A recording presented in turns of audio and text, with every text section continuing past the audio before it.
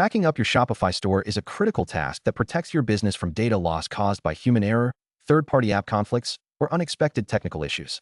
While Shopify is a hosted platform that handles server backups automatically, they do not provide a straightforward one-click button to export your entire store's configuration. This means you must manually create copies of your most important business data. The process involves saving your theme files, exporting key CSV spreadsheets, and transferring your unique domain if necessary.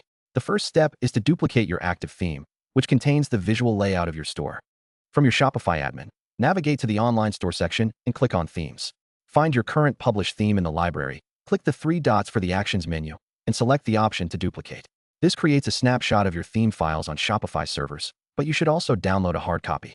To do this, click the three dots on the duplicated theme and choose Download Theme File. This sends a zip file to your email address containing all your liquid code, assets, and configuration settings, which you can store safely on your computer. The next part of the process requires you to export your product and customer information.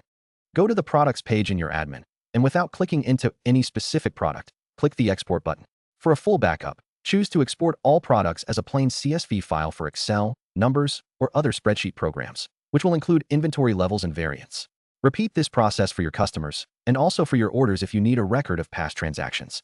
Additionally, if you have a high volume of data, visit the Finances section to export your gift card and discount code lists, as these are managed separately and are not included in the standard product export. Finally, you must safeguard your unique content and domain settings. Your store's navigation menus, blog posts, and standalone pages must be backed up manually because there is no bulk export button for these items. You should copy and paste the text from each blog article and custom page into documents stored on your local drive or cloud storage. If you purchased a domain through Shopify, verify your auto-renewal settings are active to prevent losing ownership. If you use a third-party domain, ensure the login credentials are recorded and secure.